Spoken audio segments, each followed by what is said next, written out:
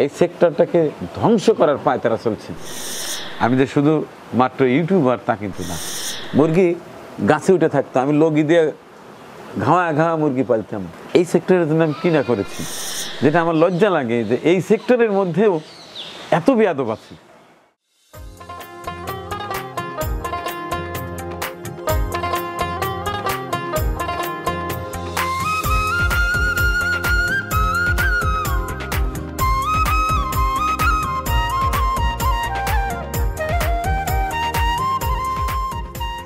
কিরে বুলবুলি বুলবুলি বুলবুলি না টুলটুলি, কি নাম দেবো তোর? আয় এদিকে আয় আয় আয় আয় আয় আয় আয় আয় আয় আয় আয় বুলবুলি টুলটুলি, এদের তো নাম থাকে, সাবানা সাবানা, কবরি কবরি, ববিতা, বুলবুলি। তোর নাম দেবো কি কা বয় বাসকে? হ্যাঁ দর্শক, এই 4টা গরু এনেছি সেদিন, কারণ খামারে যদি মা গরু না থাকে, যদি বাচ্চা উৎপাদন না হয়, দুধ না হয়, তাকে কি খামার বলা যায়? তো আমার ছেলে, ছেলের মা, ওরাও বলে যে তুমি গাভী পালো, 2-1টা, দুধের অনেক দাম, প্রতিদিন কিনতে হয়। তো কিনতে গিয়ে 4টা কিনেছি, 2টা ছোট, 2টা একটু বড়। গরু কেনার ভিডিও তো সবাই দেখেছেন, সবাই বলেছেন ঠিক আছে, ঠিক থাকলেই ভালো। দোয়া করবেন যেন ঠিক মতো কনসেপ্টে যায় এবং সুন্দর বাচ্চা দেয় এবং দুধও দেয়। তোমার নাম দেবো কি? কী নাম দেবো বলো? কী নাম দেবো বলো? তোমাকে কি সাবানা দেবো, না কবরী দেবো, না ববিতা দেবো, না সুজাতা দেবো, না পরিমণি দেবো? বলো কি নাম দেবো? দর্শক, আর নামটা আপনারাই দিন, কারণ বাতান এলাকায় দেখি সবগুলা গাভী গরুর নাম আছে, ডাকে ববিতা ববিতা, ববিতা দৌড় পরে চলে আসে, কবরী দৌড় পরে চলে আসে। তো চিত্তপুরে একজোর 4টে গাভী হতে যাচ্ছে, তাদের নাম হলে ভালোই হয়। যাই হোক, নাম দিবেন যদি মনে করেন, আর যদি মনে করেন না নাম দেওয়ার দরকার নাই, ঠিক আছে। খামার, খামারি, কৃষক, কৃষানি, কৃষি, এটা আসলে এই জায়গার ব্যাপার। এইখানে যে টাকায় ইনভেস্ট হয়েছে, অনেকেই যারা খামারি আছেন তারা জানেন যে ইনভেস্টের তুলনায় এখান থেকে কোনো প্রফিট নাই। প্রফিটটা হচ্ছে যে ভালো লাগা। যেমন আমি এখানে আসি, একটু ফাঁক পাইলেই আসি, আমার বুকটা ভরে যায়। নিজে হাতে মরিচ গাছ লাগাই, নিজের হাতে বিভিন্ন সবজি তরকারি লাগানো, পরিচর্যা এবং হারভেস্ট করে নিজে বাসায় নিয়ে গিয়ে সেটা দিয়ে ভাত খাওয়া, এটা যে কত ভালো লাগা, কত সুন্দর অনুভূতি, যারা বোঝে তারাই বোঝে, যারা বোঝে না তারা কোনোদিনও বুঝবে না। তো যাই হোক, একটা খামারে যদি এরকম মা গরু না থাকে তাহলে সেটাকে খামার বলা যায় না। সেটা আমি অনেক আগেই বলেছি, এখনও বলছি। তো এতদিনে মনে হচ্ছে যে আমার চিত্তপুরি অ্যাগ্রো এটা একটা খামারে রূপান্তরিত হলো। 4টে বাছুর গরু কিনেছি। যারা ঠিকমতো ভিডিওটি দেখেছেন তারা মোটামুটি একটা আইডিয়া পেয়েছেন যে কত টাকা দিয়ে কিনেছি। এখন বিষয়টা হলো কি, একটু অভিমান থেকেই ওইভাবে স্পষ্ট করে আপনাদের দাম বলিনি। না বলার একটাই কারণ, আমার চ্যানেলে অনেক খামারি ভাই বোন বন্ধুরা আছে, প্রচুর ভালোবাসার মানুষ আছে, কিন্তু এর মধ্যে আবার 2-4টা পণ্ডিত আছে এরা উল্টোপাল্টা কমেন্টস করে। কারণ এই কাজ করছি আমি মিডিয়াতেই 2017 সালে, কিন্তু আমি কিন্তু সেই পিচ্চিকাল হাফ প্যান্ট পরা অবস্থায় মুরগি পালতাম, গরু পালতাম, ছাগল পালতাম, কবুতর, গাছ গাছারি, ফল ফুল, এটা আমার একেবারে হৃদয়ে লেগে আছে। ভালোবাসার থেকে কিন্তু কাজ করি। আমি যে শুধু মাত্র ইউটিউবার তা কিন্তু না, আমি কৃষিকে ভালোবাসি, সেই ভালোবাসার থেকে কাজগুলো করি। 2017 সাল থেকে আমি কাজগুলো করে যাচ্ছি এবং শত শত যুবক 2-4টি করে গরু লালন পালন করে আমার ভিডিও দেখে উৎসাহিত হয়ে, এরকম শত শত আমার ভাই বোন বন্ধু আছে।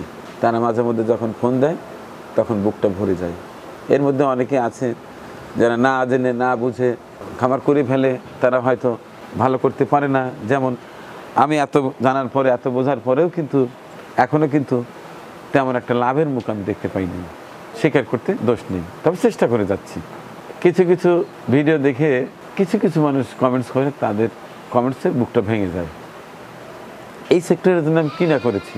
দেশের ছোট বড় প্রান্তিক অধিকাংশ খামারে কিন্তু আমার যাওয়ার সৌভাগ্য হয়েছে। গেছি প্রত্যন্ত অঞ্চলে, কখনো পায়ে হেঁটে, কখনো রিক্সা ভ্যানে, ছোটো মোটর সাইকেলে, সারা দেশ চষে বেরিয়েছি। তখন ছিলাম ইয়াং, এই কাজ করতে করতে কিন্তু একেবারে মুরব্বি হয়ে গেছি। যারা প্রথম থেকে দেখতো আমাকে তারা চেনেন, ভালো বোঝেন, ভালো কমেন্টস করেন, ভালো লাগে। কিন্তু ইদানিং কিছু কিছু পণ্ডিত আছে তারা মিছাই উল্টাপাল্টা কমেন্টস করে। যেমন আমার ওই পাশটায় আমার লাল বাহাদুর কিনেছি আমি 2 লাখ টাকা দিয়ে, কোরবানি আসতে আসতে 14 মাস। তো যাই হোক, এক ভদ্রলোক ঈদের সময় নেবে 4.5 লক্ষ টাকা, মোটামুটি কথাবার্তা হয়ে গেছে। এই ভিডিও দেখে এত সব বিশ্রী কমেন্টস করেছেন যেটা আমার লজ্জা লাগে যে এই সেক্টরের মধ্যেও এত বেয়াদব আছে। 14 মাস লালন পালন করার পরে ওই গরুটা কি হবে, যিনি নিয়েছেন তিনি কিন্তু অভিজ্ঞ একজন মানুষ, তিনি দেখে বুঝেই নিয়েছেন। ধরলাম তিনি বেশি টাকা দিয়ে নিয়েছেন, ধরলাম আমি বেশি টাকা লাভ করেছি। এখন বলেন তো কয় টাকা লাভ হতে পারে? 2 লক্ষ টাকা দিয়ে এক প্রান্তিক খামারের কাছ থেকে নিয়ে আসছি। 14 মাস এই গরুর পিছনে ওর চিকিৎসা আছে, ওর খাদ্য আছে, আর ম্যানেজমেন্ট আছে। প্রতি মাসে কত টাকা খরচ হবে? অ্যাভারেজে 12,000 টাকা খরচ হয়। যারা খামারি তারা জানবে, 10 থেকে 12,000 টাকা। কখনো বেশিও যেতে পারে, কখনো একটু কমও যেতে পারে। 14 মাস গুনুন 12,000 টাকা, দেখেন তো কত টাকা হয় আর কত টাকা ওখান থেকে প্রফিট হয়। এই সামান্য কয় টাকা প্রফিটের জন্য মানুষ যে এত হীনমন, এত হিংসা, প্রচুর বাজে কথা লিখছেন। আমি সিন্ডিকেটের সাথে জড়িত, আমি দালাল। কে রে ভাই, কে বলতে পারবে আমি কোনো গরুর দালালি করছি আর কোন সিন্ডিকেটের সাথে আমি যোগাযোগ করছি? হ্যালো, উদ্বোধনের দিন একটা গরু বুকিং হয়েছে মাত্র, তাই আমি একেবারে সিন্ডিকেটের সদস্য হয়ে গেছি। অনেক টাকা বিক্রি করেছি। কেন অন্যান্য গরুতে কয় টাকা খরচ হয়, কয় টাকা বিক্রি হয় সেটা কি আপনি জানেন? যে কারণে রাগ করে আমি বলছি যে আমার খামারের গরু কেনা এবং বেচা, কত টাকায় কিনলাম, কত টাকায় বেচলাম, কত টাকা লাভ করলাম, কত টাকা লস করলাম, এই বিষয়টা জানাবই না। জানালেই সমস্যা। আমি জানাই শেখানোর জন্য, আমি জানাই শেখার জন্য। হয়তো ভদ্রভাবে কমেন্টস করা যেতে পারে, আমার ভুল। আমি সবসময় খেয়াল করি কে কী কমেন্টস করলে ওখান থেকে শেখার চেষ্টা করি। আর যারা জানে না তারা যদি মনে করে যে মানিকের এই কাজটা ভালো হয়েছে, সেটা অ্যাপ্লাই করতে পারে। অথচ এমন সব কথাবার্তা এই সেক্টরটাকে ধ্বংস করার পায়তারা চলছে। যে এই সেক্টরে একটু ভালো করছে তাকেই দালাল, সিন্ডিকেট ইত্যাদি ইত্যাদি কথা বলা শুরু করে দিচ্ছে। এমনিতে এই সেক্টরের 12টা বেজে গেছে। কারণ একটা গরু কেনার থেকে লালন পালন করে বেচা পর্যন্ত কয় টাকা লাভ হয় যারা গরু পালে তারাই জানে। এরপরে হয়তো বলবেন তাহলে এটা করেন কেন? ওই যে নেশা। কদিন আগে সারাপুর গিয়েছিলাম, ওরাও সেই কান্না। দুধের দাম কম, খাদ্যের দাম বেশি। প্রান্তিক পর্যায়ে তাদের ভিতরের কথা আমি তুলে আনার চেষ্টা করেছি। এরপরেও বলেছি তাদের, তাহলে এটা করেন কেন? ওই যে বাপদাদা করছে, আমাকে করতেই হবে। আর আমি তো সেই ছোটোবেলা থেকে হাফ প্যান্ট পরা অবস্থায়, দাড়ি মাছের তো তখন খবরই ছিল না, তখন থেকে আমি গরু, ছাগল, হাঁস, মুরগি লালন পালন করি। আমাদের সিরাজগঞ্জ উল্লাপাড়া তখন গমের ভুসি পাওয়া যেত না। ট্রেনে চেপে সিরাজগঞ্জ যেতাম, ওখান থেকে গমের ভুসি নিয়ে আসতাম। পালপাড়া অর্থাৎ কুমার পাল, যেখানে মাটির তৈদস পড়তো মানায়, ঘোষগাতি, বস্তায় নিয়ে যেতাম। 1 টাকায় 4 কাঠি ধানের কুড়া পেতাম, ওইটা নিয়ে এসে মুরগি খাওয়াইতাম। মুরগি গাছে উঠে থাকতো, আমি লগি দিয়ে ঘাওয়া ঘাওয়া মুরগি পালতাম। বেজির সাথে যুদ্ধ করেছি, শিয়ালের সাথে কত মারামারি করেছি এই মুরগির জন্য, এই গরুর জন্য। এই গরু পালতে গিয়ে আমার হাতের এখনো বিভিন্ন স্পট আছে। কদিন হলো ভিডিও দেখেন, কদিন হলো ভিডিও বানাই। আমার এটা ভালো লাগার জিনিস। যাই হোক, আমি চাইছিলাম যে প্রতিটি বিষয় শেয়ার করি এবং আপনারা পজিটিভ সমালোচনা করবেন যে মানিক ভাই এটা হয়তো আপনার ভুল হচ্ছে, আমি অল্পতেই বুঝি। কালকে কেউ বাজে মন্তব্য করেন নাই, তবে আফসোস করেছেন যে মানিক ভাই আপনি যে গরুগুলো কিনেছেন জানালে উপকৃত হতাম, আইডিয়া পেতাম। এখন আমি কয় টাকা দিয়ে কিনেছি আমি যদি এখন বলি, অনেকেই বলবেন যে মানিক মিথ্যা কথা বলছে, অনেকেই বলবেন যে বেশি হয়েছে, অনেকেই বলবে কম হচ্ছে। সেটা যদি ভদ্র ভাষায় বলে তাহলে সহ্য করা যাবে, কিন্তু আমি অভদ্র বেয়াদব দেখে আমি ভয় পাই। তো যাই হোক, যারা ভদ্র ভাষায় অনেকেই বলছেন যে মানিক ভাই একটু জানাইন, আমি এখন জানাচ্ছি।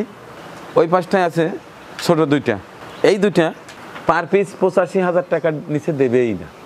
অনেক মজা করে, অনেক টানাটানি করে, জোরাজুরি করে এক একটা গরুর কেনা হাসিল এবং বাড়িতে আসা অবধি ওই ছোট দুইটা পড়েছে 80,000 টাকা, মানে 85,000-এর নিচে দেবে না। এরপরেও আমি চাপায়া চুপায়া খুব মজা করে টানাটানি করে 80 কিছু কম দিয়ে নিয়েছি। আর হাসিল আছে, পরিবহন আছে, আমার সাথে লোক ছিল, এই টোটাল মিলে বাড়িতে এসে 80 করে পড়েছে ওইটা এবং এইটা। আর এই দুইটা পড়েছে 1,05,000 টাকা করে, এটা আমার খরচ সহ। তো ওইখানে তালগাছি, আমি তো বলেছি কালকে যে তালগাছি আমার শ্বশুরবাড়ি এলাকা, ওখানে অনেকেই ছিলেন, আমার সম্বন্ধীও ছিলেন। জোর করে টাকা দিয়ে চলে আসছি, পরে অবশ্য ফোন দিয়ে জানাইছি যে ওই গরুওয়ালা খুব রাগ করছে, আপনি কম দিচ্ছেন।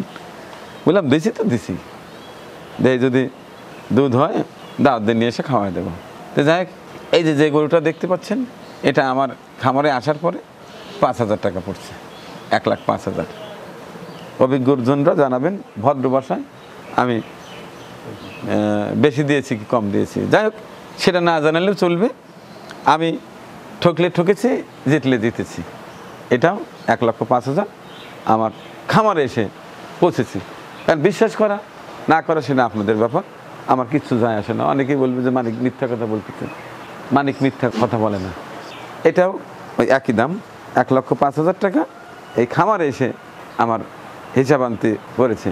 এটা এর আগেই বলেছি, এটা একই খামারে আসার পরে ওইটাও 80, এটাও 80 সামান্য একটু কম দিয়েছিলাম, ওই খরচ দিয়ে 80 পড়ে গেছে। এই হচ্ছে আমার 4টে গরুর দাম। কালকে অনেকেই জানতে চেয়েছেন, একটু অভিমানও করেছেন, বলি নেই ওই বেয়াদবদের ভয়, জানিয়েই দিলাম। দোয়া করবেন, কারণ কম হোক বেশি হোক আল্লাহ যেন বাঁচিয়ে রাখে, সুস্থ রাখে, ঠিকমতো হিটে আসে, বীজ রাখে এবং ছোট্ট ছানা পাই। ছানার পাশাপাশি তো দুধ তো পাবই। দাঁত রইল, দোয়া করবেন। আপনাদের দোয়ায় যদি আল্লাহ শোনে, ভালো বাচ্চা দেবে, ভালো দুধ হবে। তারপরে আগাম দাওয়াত দিয়ে দিলেন, সেই দুধ দিয়ে পায়েস রান্না করে খাওয়াবো ইনশাল্লাহ। আমাদের পরিবেশনা আপনাদের ভালো লেগে থাকলে শেয়ার করে অন্যকে দেখার সুযোগ করে দিন। আরও নতুন নতুন ভিডিও পেতে চ্যানেলটি সাবস্ক্রাইব করে সঙ্গেই থাকুন।